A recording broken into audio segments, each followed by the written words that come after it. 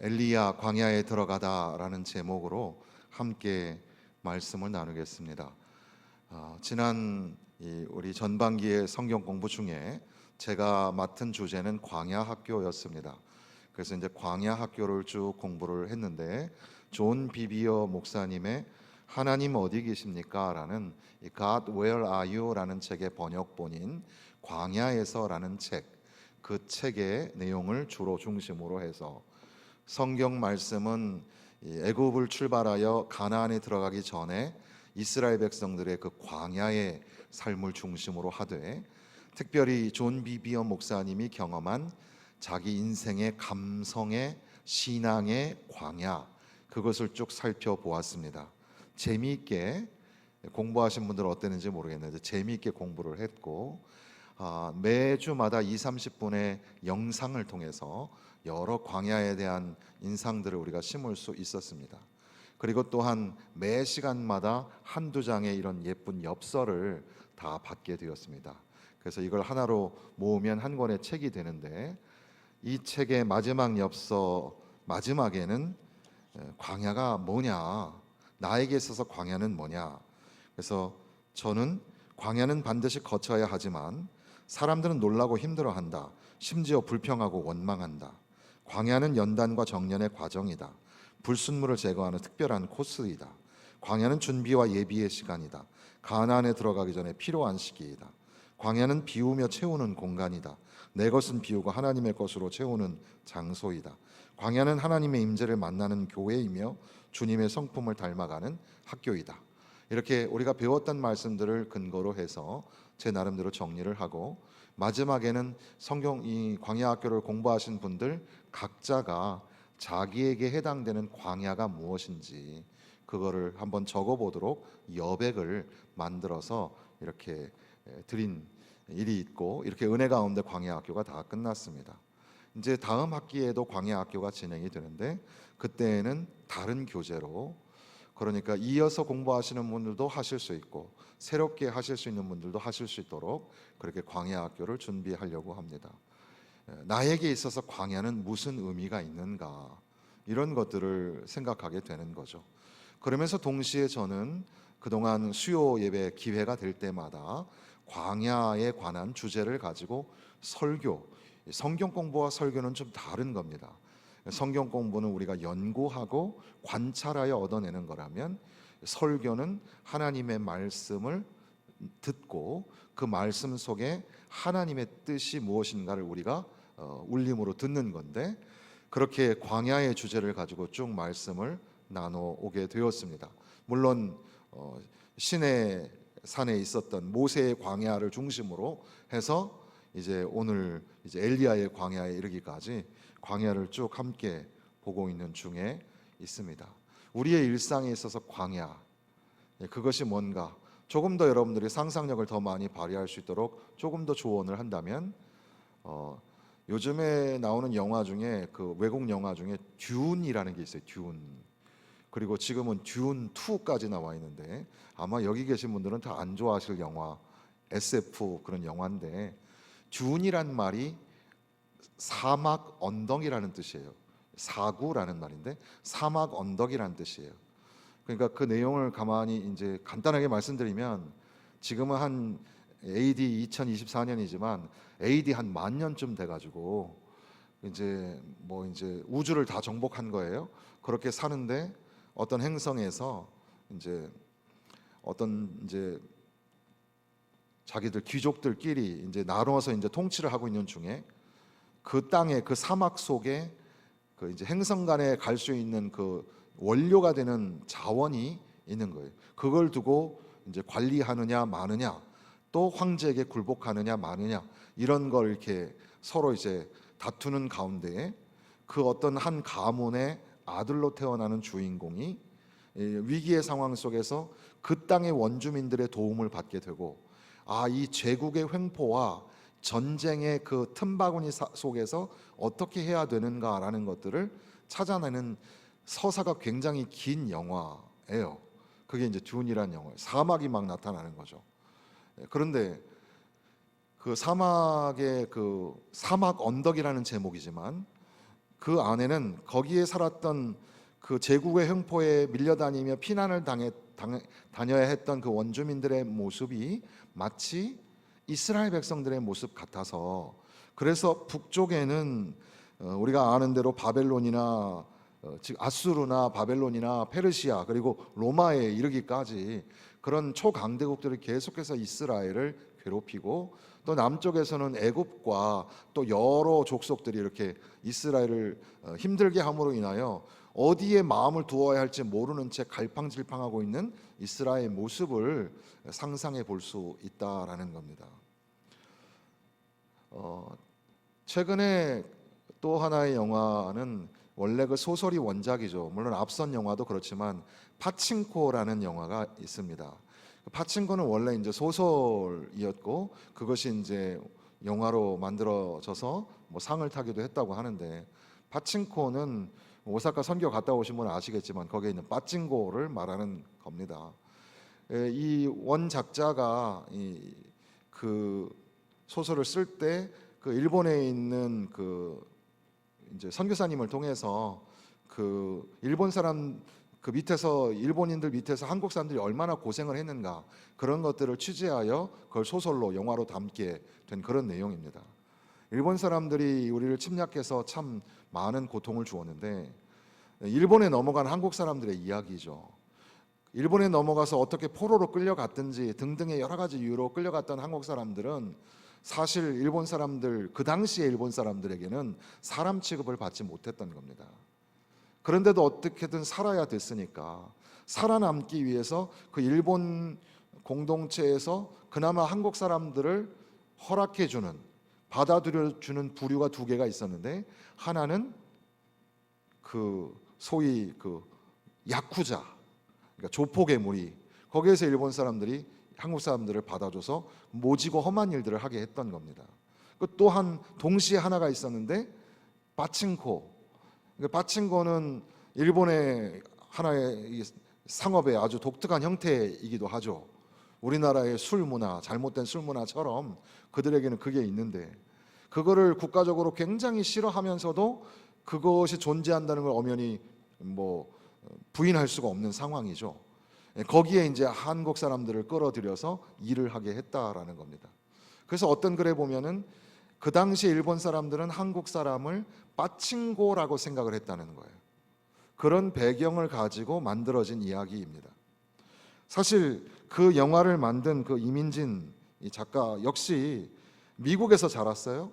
예일대학교와 조지타운 대학교 로스쿨을 나온 엘리트였지만 그럼에도 불구하고 그 백인들로 인하여서 온갖 인종차별을 경험했던 자기의 이 차별, 그런 그 어려움, 고통들을 생각하면서 한국인이 일본 사회 속에서 그리고 이민 사회 속에서 어떻게 살아나가고 있는가, 이런 것들을 투영하는 글이죠.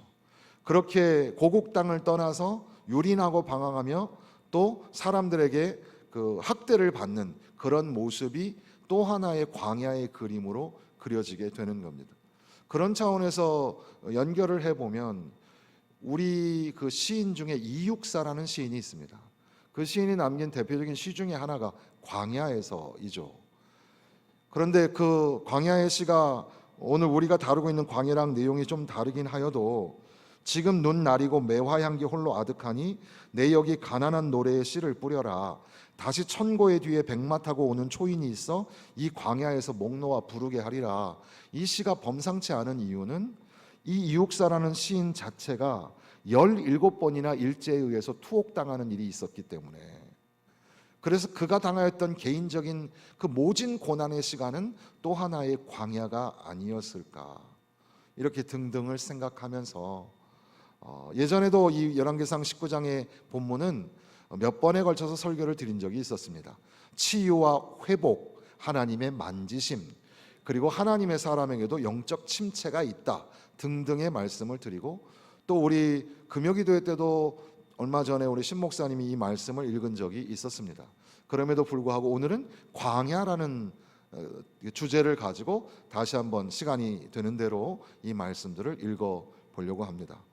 말씀에 좀 도움이 되라고 여러분들에게 그림을 몇 장 먼저 보여드리고 하도록 하겠습니다. 저게 부름추리입니다. 부름추리. 좀 앙상하죠. 그러니까 저기에서 쉬었다, 그늘에서 쉬었다. 그늘도 별로 없어 보이는 나무가 부름추리. 우리 번역에는 로뎀나무라고 번역이 되어 있는 나무입니다. 또 저렇게 생겼어요. 물론 저런 나무 중에는 굉장히 커서 사람이 그 안에 이렇게 들어가면 조그맣게 되는 나무도 있기는 있어요. 그러나 소위 그 뭐 에셀나무나 여러 등등 성경의 나무들에 비하면 저 부름추리는 굉장히 초라한 나무예요.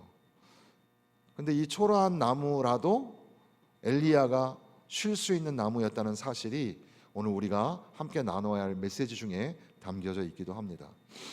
또 다음 그림은 이게 이제 그 도레라는 사람이 쓴 그린 그림이에요. 순서가 이게 먼저인가요? 도레라는 사람이 그린 그림인데 이제 천사가 와가지고 엘리야를 지금 도와주는 그림입니다. 또 이것은 베르난도라는 사람의 그림이고요. 이것은 이제 렘브란트죠. 렘브란트가 그린 엘리야에 관한 그림입니다.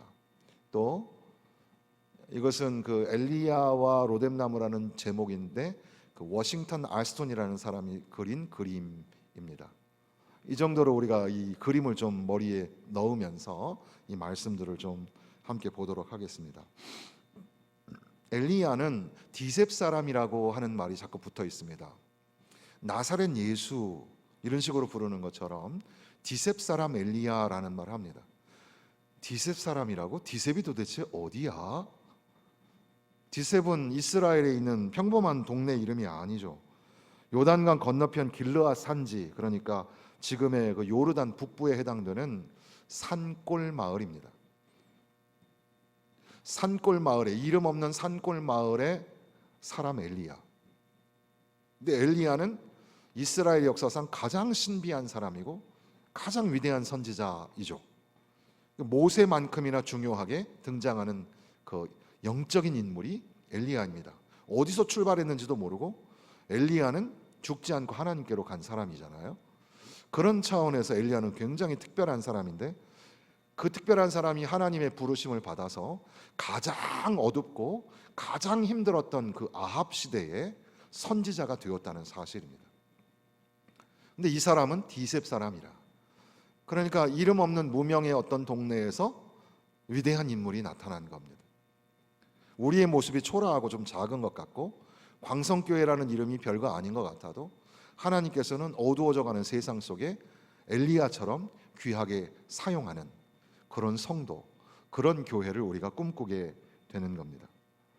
우리가 좀 집중적으로 보려고 하는 것은 이 엘리야가 바로 갈멜산에서 이제 그 바알과 아세라를 섬기는 그런 선지자들과 함께 싸워서 이기게 되는 아주 신기한 그런 체험 후에 오히려 열왕기상 19장에서는 뭐 대단한 어떤 개혁이 일어날 줄 알았는데 이세벨의 엄포에 이제 엘리야가 광야로 도망을 치게 되는 겁니다. 보통 성경에서 단에서 브엘세바까지 이런 말이 나오면 단이라는 것은 당시에 사람들이 살 수 있는 곳의 최북쪽이라는 뜻이고 브엘세바를 넘어가는 순간 네게부 광야가 나오니까 사람이 살 수 있는 맨 남쪽이라는 뜻이에요.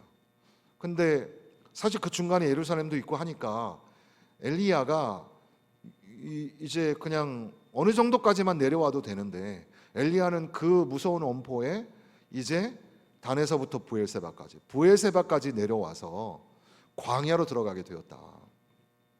왜 이렇게 했을까? 이걸 좀 함께 나누려고 하는 겁니다. 특별한 목적 없이 광야에 들어가는 사람은 없다. 그리고 믿음이 흔들릴 때 광야가 시작된다. 이 광야를 살다라는 책의 이진희 목사님의 말씀인데 그 이진희 목사님의 그 묵상의 궤적이 굉장히 크지만 그걸 다 옮겨드리기에는 참 시간이 부족하지만 그분이 한 내용들을 좀 참조해서 저도 오늘 이 본문의 말씀에 엘리야가 왜 광야에 들어갔을까 이런 것들을 함께 따라가 보려고 합니다. 그리고 엘리야의 모습을 통해서 우리의 모습을 좀 보려고 하는 거죠.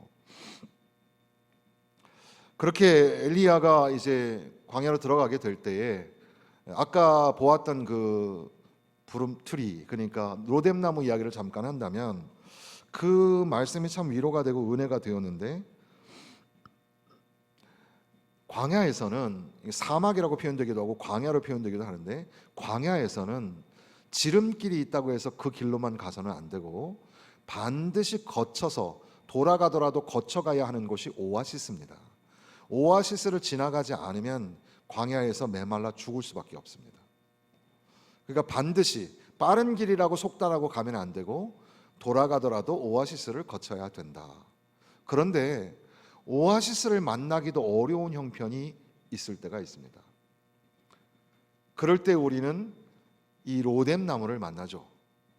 로뎀나무는 아까 보신 것처럼 그늘도 별로 주지 못하는 나무일지도 몰라요. 성경에 그 낮의 해와 동편의 해가 너를 해치지 못하게 하겠다는 그런 표현이 몇 번 등장하는데, 그거는 아주 굉장히 의미 있는 표현이에요. 사막에서의 12시에서 2시 사이에 이글거리는 태양이 쏟아내릴 때는 반드시 쉬어야 하고 반드시 그늘이 필요합니다. 그 길을 계속 걷다가는 쓰러질 수밖에 없는 거죠. 근데 지나가다 보니까는 보잘것없는, 평상시 같다면 보잘것없는 나무였지만, 그러나 그 나무가 그늘을 내어주고 거기에서 쉬어야지만 살 수 있다는 것을 우리에게 보여주는 거죠. 그러니까 오아시스에 도달하기까지 나무를 만나기만 하면 그 나무가 보잘것없더라도 계속 나무마다 쉬어주어야 한다는 뜻입니다. 나무 그늘 없는 곳을 계속 걷다가 쓰러지게 되는 거죠. 사막에도 길이 있고 길을 따라 나무들이 있어요. 그러니까 사막을 지날 때 내 고집대로 가서는 안 되고 오아시스가 있는 방향을 따라 가야 되겠지만, 오아시스를 만나기까지 작은 그늘이라도 만나면 쉬었다 가야 한다는 뜻입니다. 로뎀나무는 나무 같지도 않은 나무지만 그 로뎀나무 그늘에라도 쉬어가야 합니다. 엘리야가 로뎀나무 그늘을 찾아가지 않았더라면 죽고 말았을지도 모릅니다. 엘리야를 살게 한 것이 로뎀나무였다는 사실이죠.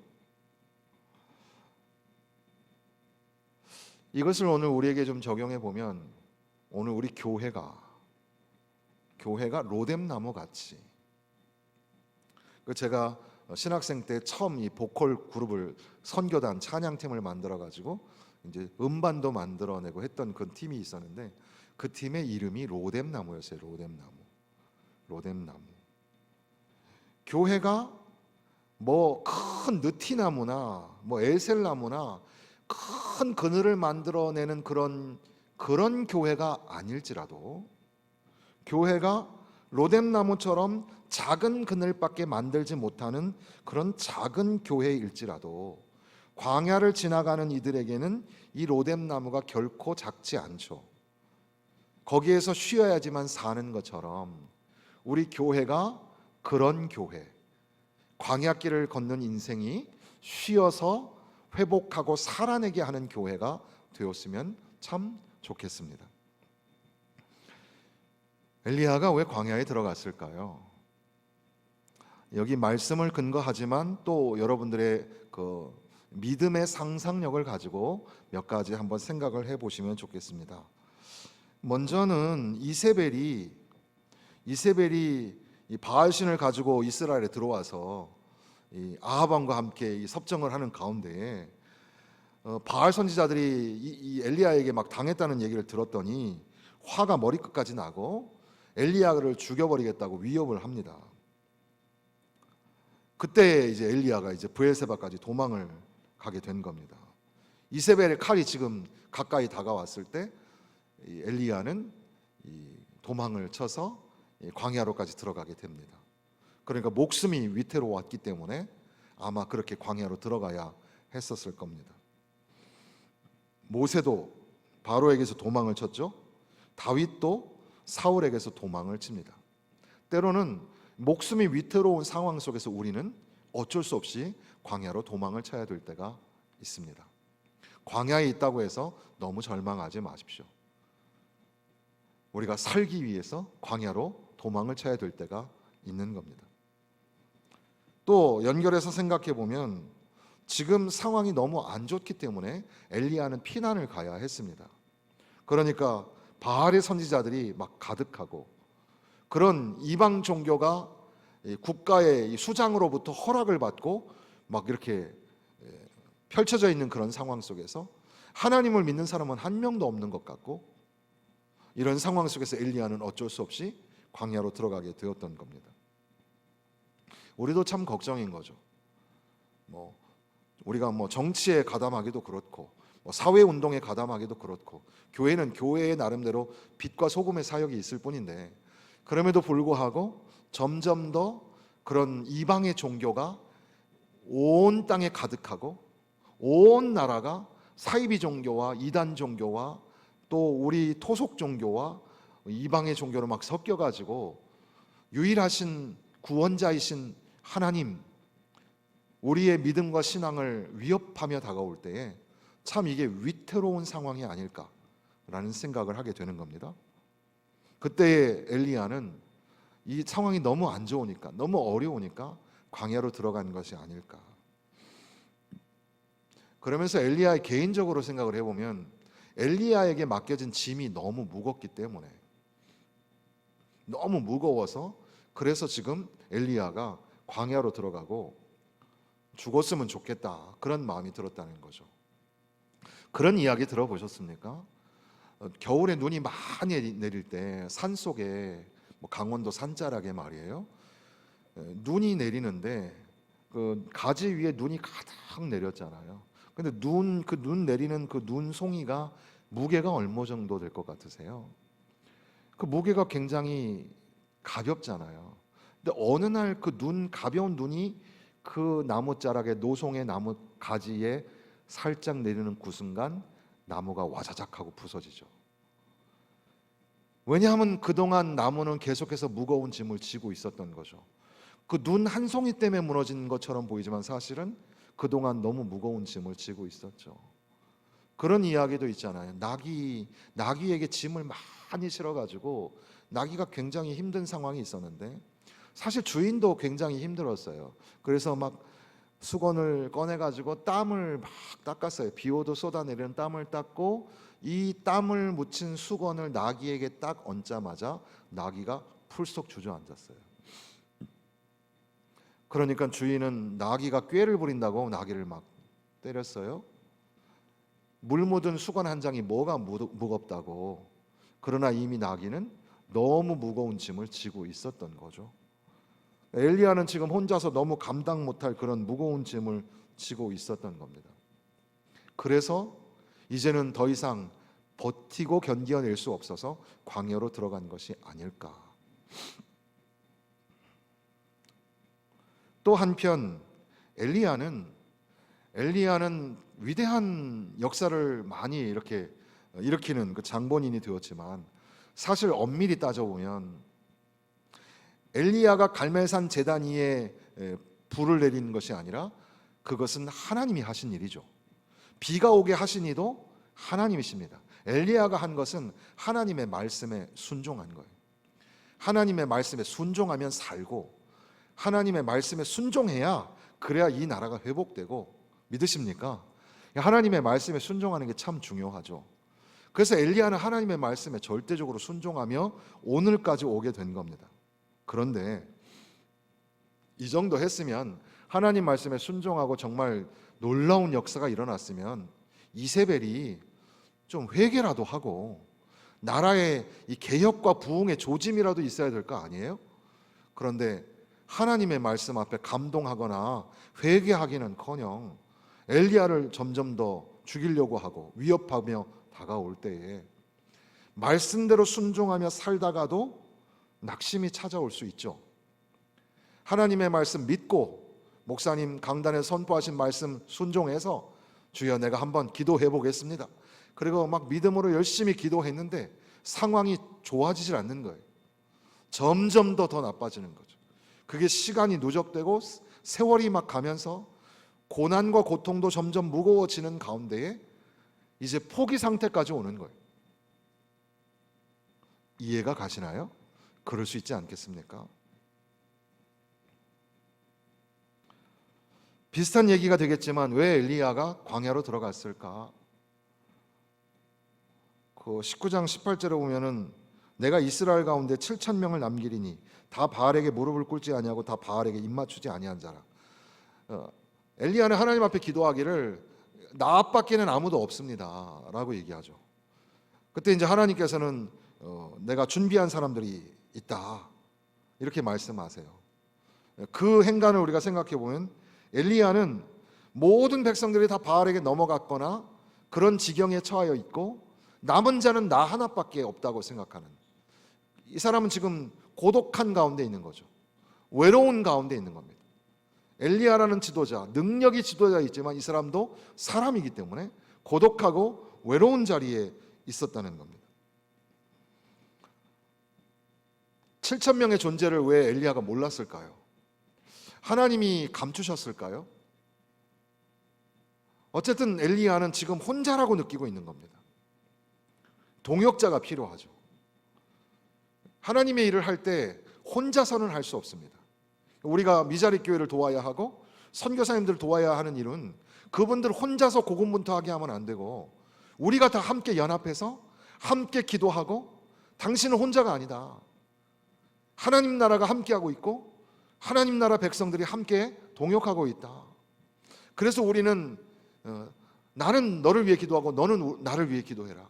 우리는 너희를 위해 기도하고 너희는 우리를 위해 기도하라. 이런 협력적 하나됨의 기도가 필요한 거죠. 예배도 드리고 싶지 않고 기도도 하기 쉽지 않고 성경도 읽고 싶지 않고 교회 나가고 싶지도 않고, 그런 경험이 있으시나요? 그게 나만 그런 게 아니라 모든 사람이 그런 경험을 가질 수 있어요. 영적 침체라고 표현할 수도 있겠지만 어쨌든 엘리야 같은 사람도 그런 어려움을 직면하게 되었고, 이제는 이 브엘세바 남쪽 끝까지 가서 광야로 들어가게 되었다. 그 광야에서 그 보잘것없는 그 로뎀나무 그늘에 앉아서 죽기를 원했지만 로뎀나무는 죽는 나무가 아니라 살리는 나무였고, 엘리야를 살려내시는 하나님은 신비하게끔 먹게 하시고 만져주시며 일어나라 일어나라 그러면서 계속해서 광야를 통과하게 하셨다는 사실입니다. 엘리야가 이 광야를 40일인가를 통과해서 도착한 곳이 어딘지 혹시 아시나요? 남전도의 연합회에서 여전도 연합회와 함께 다 함께 찬양을 하는데, 이번에는 뭐 퀴즈를 몇 개를 낸다고 하는데 담임 목사님도 퀴즈를 하나 준비해 달라고 그러세요. 선물도 하나 준비해 주시고. 저도 성경 퀴즈를 내야 할 텐데 어떤 문제를 내야 맞추실 수 있을까? 근데 또 너무 쉬운 문제를 내면 에이 목사님 문제가 너무 시시하다 이러면 또 어떡하실까 걱정이 많아요. 한 문제만 내야 하는데.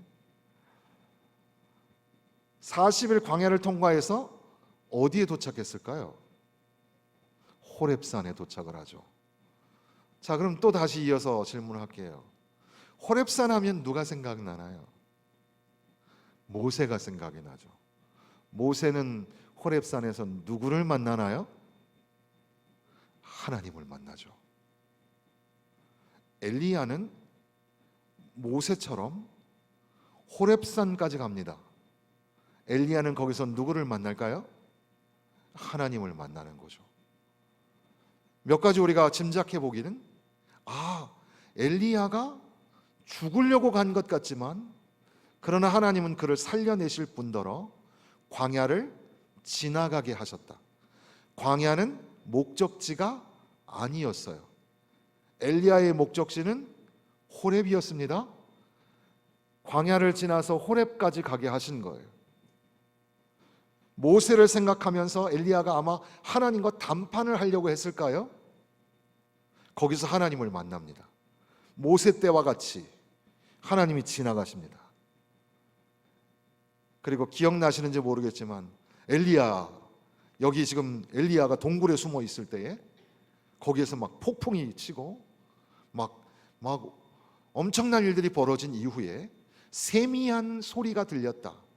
그래서 이 콜이라는 히브리어가 두 개의 의미를 가지고 있어서 이 뭐 킹제임스 버전 같은 데는 그걸 voice라고 음성이라고 표현하고, 지금 우리 개역 개정은 소리라고 해서 세미한 소리. 어쨌든 하나님이 세미한 소리로 말씀하셨다 이런 의미는 아닌 것 같은데, 하나님의 임재가 막 폭풍처럼 막 이렇게 나타나고, 그런 가운데 하나님께서 이제 엘리야를 부르시고 엘리야에게 권면하시는 말씀이에요. 그러니까 광야를 지나가게 하셨다. 죽을 것 같은 엘리야를 살려내신 하나님은 먹이고 입히며 광야길을 통과하게 하실 뿐더러 이제 호렙에서 하나님을 만나고 하나님의 말씀을 듣게 하셨다는 사실입니다.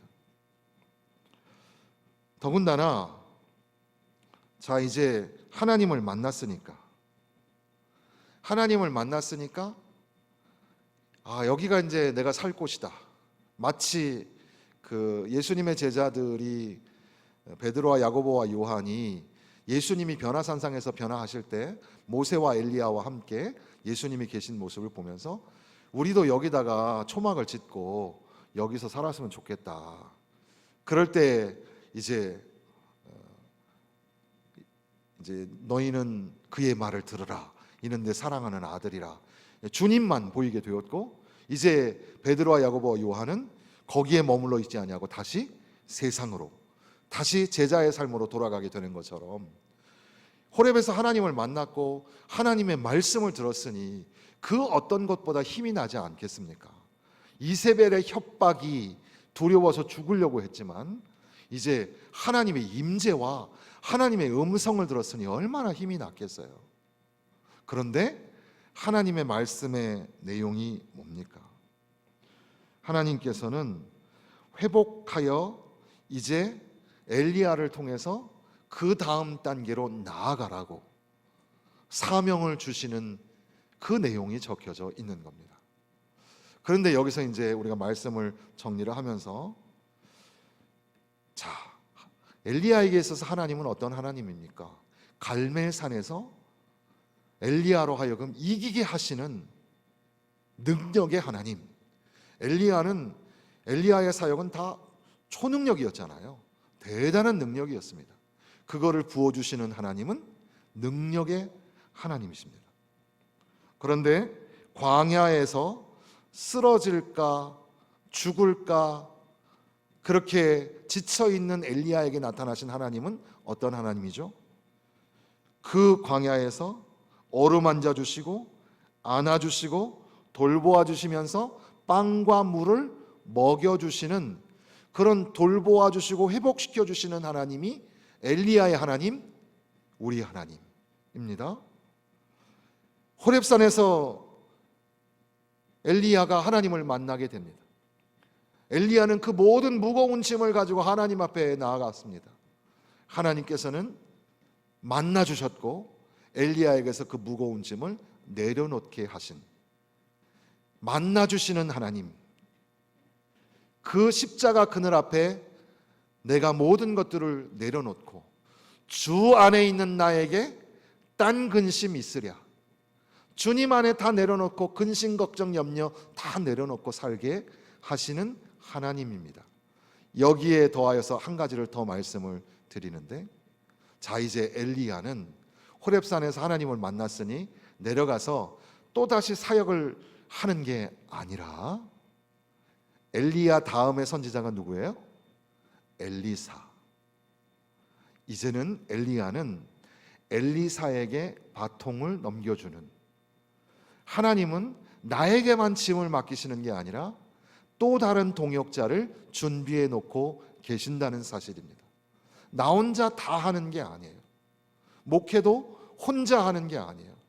우리 모든 성도들이 같이 함께 하여야만 할 수 있는 겁니다. 선교사님들도 혼자 하는 거 아닙니다. 여러분도 믿음 생활 혼자 하는 것 같잖아요. 그러나 혼자 하는 게 아닙니다. 하나님은 우리에게 능력을 더하여 주시는 하나님이시며 우리에게 빵과 물을 주시고 안아주시고 보호해 주시는 하나님이시고 회복하게 하시는 하나님이시며 무거운 짐을 내려놓게 하는 하나님이시지만, 그러나 그 하나님은 나에게만 부과하고 일을 시키시는 하나님이 아니라 이제는 내 모든 짐을 내려놓게 하시고 나의 동력자들로 하여금 함께 일을 하게 하시는 하나님이 저와 여러분의 하나님, 우리 하나님입니다.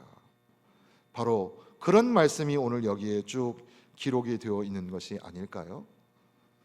여러분의 광야는 어디입니까? 혹시 광야에 지금 들어가고 계신가요? 아니면 들어가 있는 중에 있습니까? 얼마쯤 가면은 호렙에 가고 하나님을 만나게 될까요? 저는 기대가 됩니다. 여러분들이 그 광야 끝자락에서 만나게 될 하나님은 어떤 분이실까? 하나님을 꼭 만나고 하나님이 베풀어 주시는 은혜와 사랑을 풍성하게 누리시기를 주님의 이름으로 축원합니다.